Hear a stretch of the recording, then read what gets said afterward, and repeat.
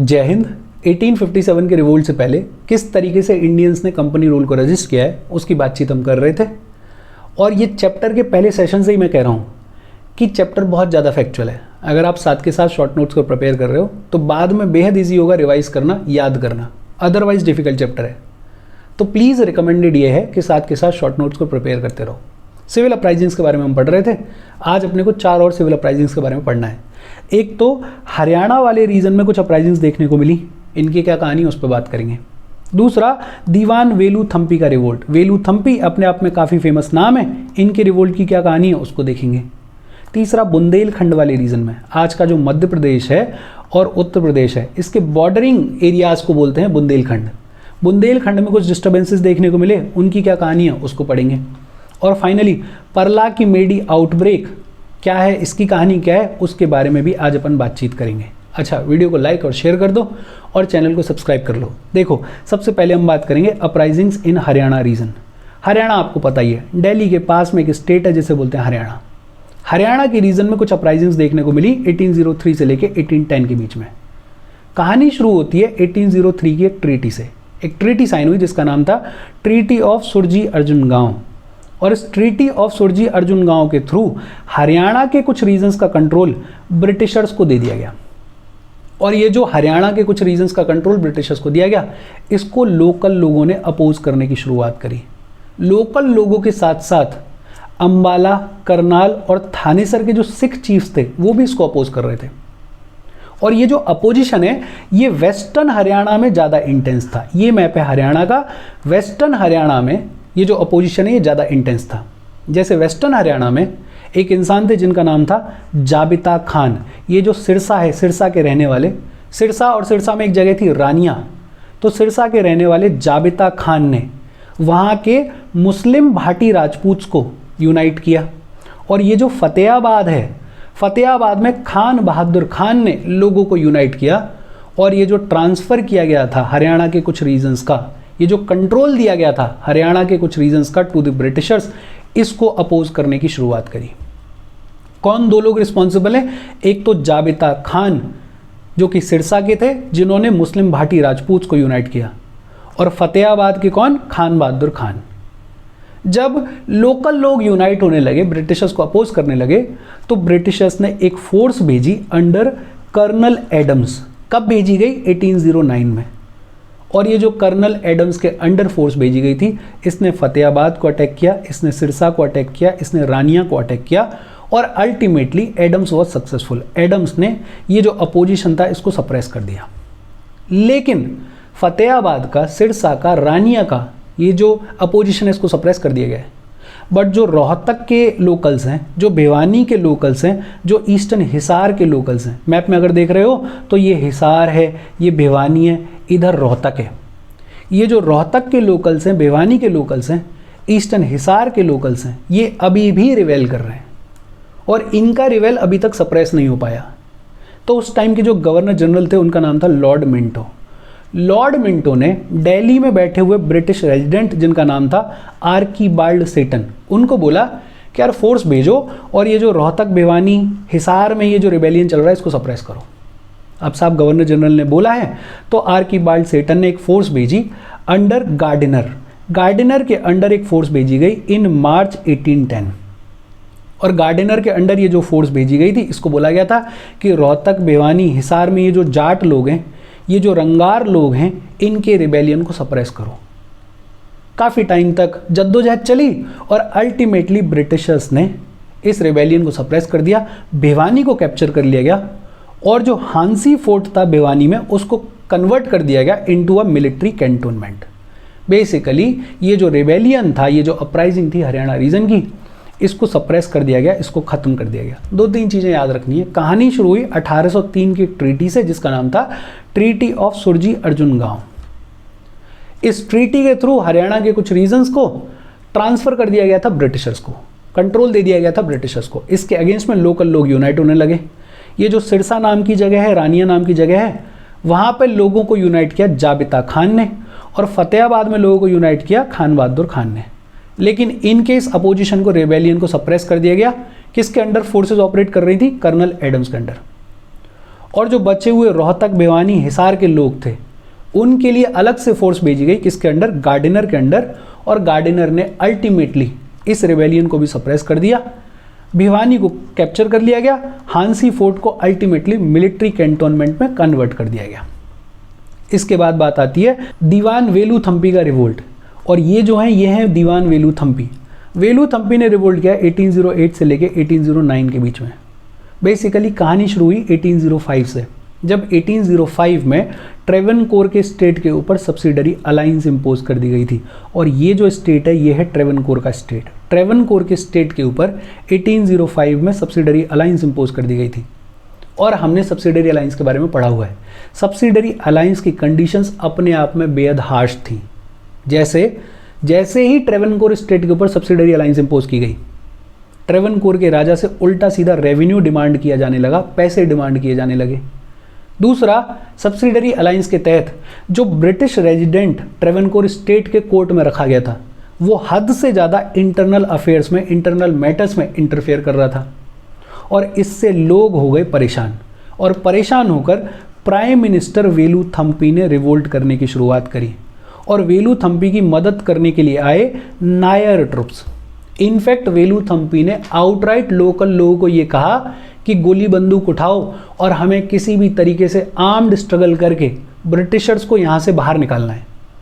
और ये जो वेलुथम्पी ने कॉल दिया कि बंदूक उठाओ, गोली उठाओ, हमें ब्रिटिशर्स को बाहर निकालना है, इसको बुलाया जाता है कुंद्रा प्रोक्लेमेशन। क्या बुलाया जाता है? कुंद्रा प्रोक्लेमेशन। वेलुथम्पी ने बोल दिया है कि भाई साहब गोली बंदूक लेके आओ, चाहे आर्म्स लेके आओ, कुछ भी लेके आओ, हमें तो ब्रिटिशर्स को बाहर निकालना है। तो लड़ाई तो होनी थी।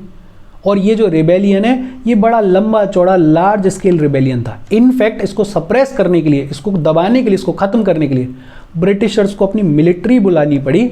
और अल्टीमेटली मिलिट्री की मदद से इस रिवोल्ट को सप्रेस किया गया, पीस को रिस्टोर किया गया।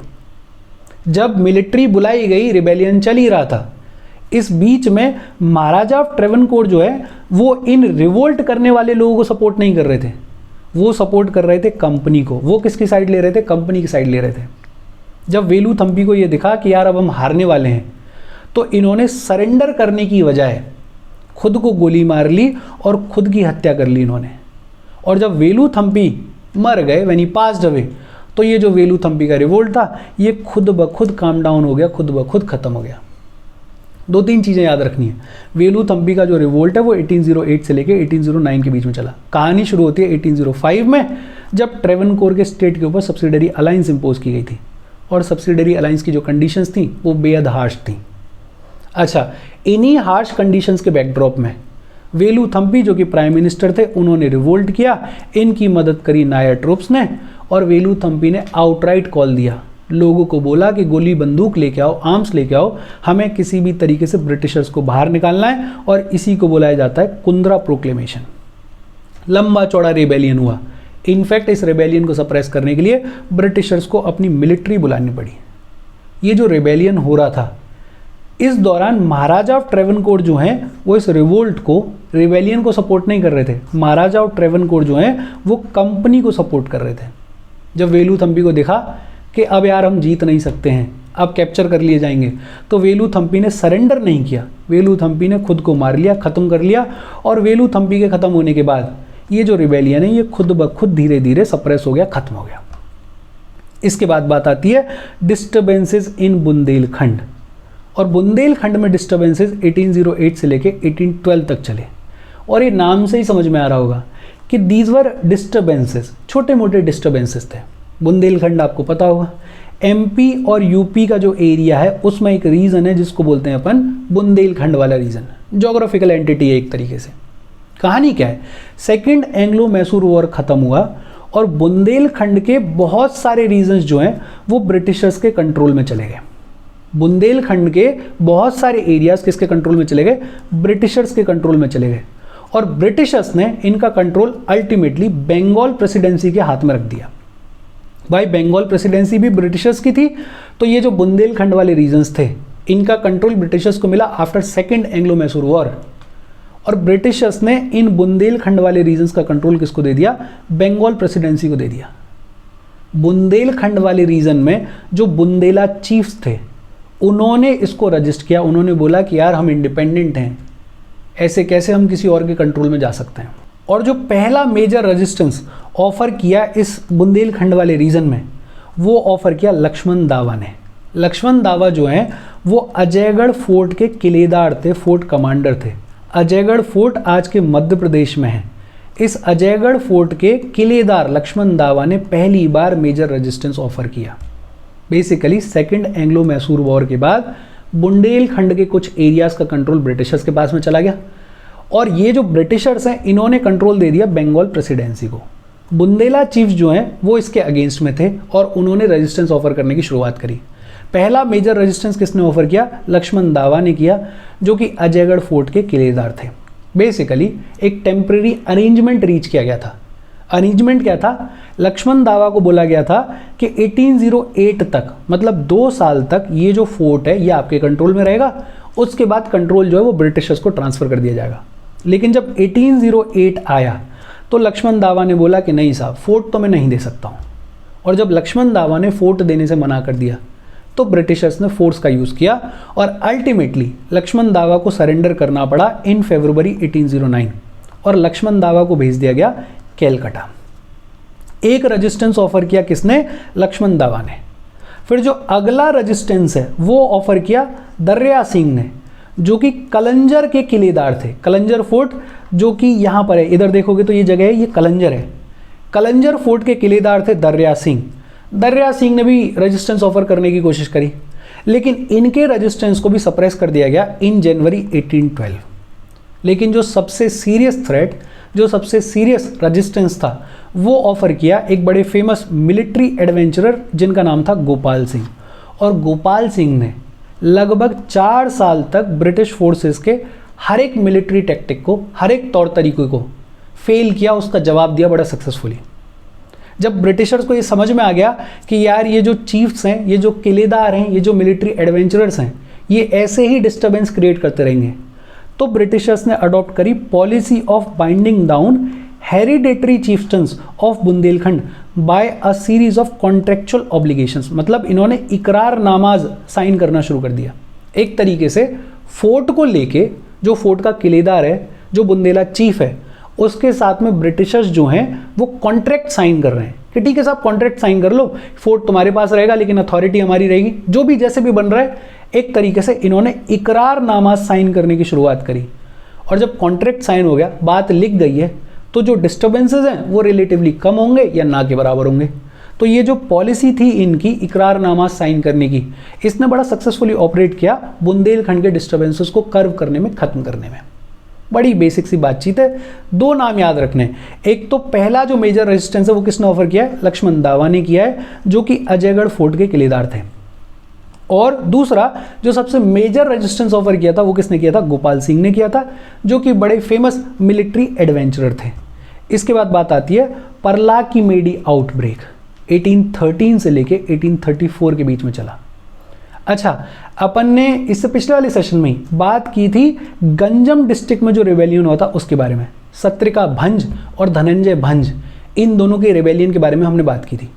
सत्रिका भंज जो है वो फादर थे और इनके बेटे थे धनंजय भंज, और इन्होंने रिबेल किया था गंजम डिस्ट्रिक्ट में। अपन ने ये पढ़ा था इससे पिछले वाले सेशन में। बीच में इसी गंजम डिस्ट्रिक्ट में एक और रेवेलियन चल रहा था जिसका नाम था परला की मेडी आउटब्रेक। परला की मेडी जो है वो गंजम डिस्ट्रिक्ट में एक जगह हुआ करती थी, और इस परला की मेडी में जमींदार लोग और राजा लोग जो हैं वो रेजिस्टेंस ऑफर कर रहे थे। जब कंपनी ने गंजम को अक्वायर कर लिया था तो नारायण देव जो कि परला की मेडी के राजा थे उन्होंने रजिस्ट किया, और ये जो नारायण देव के द्वारा रेजिस्टेंस किया जा रहा था इसको सप्रेस करने के लिए ब्रिटिशर्स ने एक आर्मी भेजी under colonel Peach. Colonel Peach की जो आर्मी है उसने नारायण देव को हरा दिया इन 1768, और नारायण देव की जगह नारायण देव के बेटे गजपति देव को जमींदार बना दिया गया। बट नारायण देव हार नहीं मानते हैं। नारायण देव अपने और बेटों की मदद से, अपने भाइयों की मदद से वापस से रिवोल्ट करते हैं, लेकिन वापस से ब्रिटिशर्स इस रिबेलियन को सप्रेस कर देते हैं। And finally presidency of Madras appointed George Russell as commissioner of the region in 1832। और इस जॉर्ज रसेल को फुल पावर्स दी गई कि किसी भी तरीके से ये जो आउटब्रेक है, ये जो रिवेलियन है, इसको सप्रेस करो, इसको ख़त्म करो। जॉर्ज रसेल जो हैं इस रीजन को अल्टीमेटली पैसिफाई कर देते हैं, शांत कर देते हैं बाय 1834। ये गंजम डिस्ट्रिक्ट वाला जो रिवेलियन अपन ने पढ़ा था, जिसमें सत्रिका भंज की बातचीत हुई थी, जिसमें धनंजय भंज की बातचीत हुई थी, उसके साथ में कनेक्ट करके पढ़ोगे तो थोड़ा बेटर समझ में आएगा। परला की मेडी आउटब्रेक, गंजम डिस्ट्रिक्ट में एक जगह थी परला की मेडी, वहाँ के जमींदार लोगों ने रेजिस्टेंस ऑफर किया। कहानी क्या थी कि जब गंजम को ऑक्यूपाई कर लिया गया तो परला की मेडी के राजा नारायण देव ने रजिस्ट किया। नारायण देव को सप्रेस करने के लिए एक आर्मी भेजी गई under colonel Peach. Colonel Peach की आर्मी ने नारायण देव को हरा दिया 1768 में। जब नारायण देव को हरा दिया गया तो नया जमींदार बनाया गया गजपति देव को, जो कि नारायण देव के बेटे थे। लेकिन नारायण देव ने अपने बेटे और अपने भाइयों की मदद से दोबारा से रिवोल्ट किया। ब्रिटिशर्स ने दोबारा इसको सप्रेस कर दिया। लेकिन ये जो पूरा रीजन है, ये पूरे रीजन में ही रेबेलियन चल रहा था। इधर धनंजय भंज भी रेबेलियन कर रहा था। तो फिर अंग्रेजों ने, मद्रास की प्रेसिडेंसी ने जॉर्ज रसेल के अंडर एक आर्मी, एक छोटी यूनिट भेजी 1832 में, और जॉर्ज रसेल को फुल पावर दी गई कि आपको पूरी पावर है किसी भी तरीके से रीजन को शांत करो। और जॉर्ज रसेल इस रीजन को शांत करने में, पैसिफाई करने में सक्सेसफुल हो जाते हैं बाय 1834। और इसके साथ आज के रिबेलियंस की बातचीत खत्म हो गई। कोई डाउट हो please comment. Thank you very much.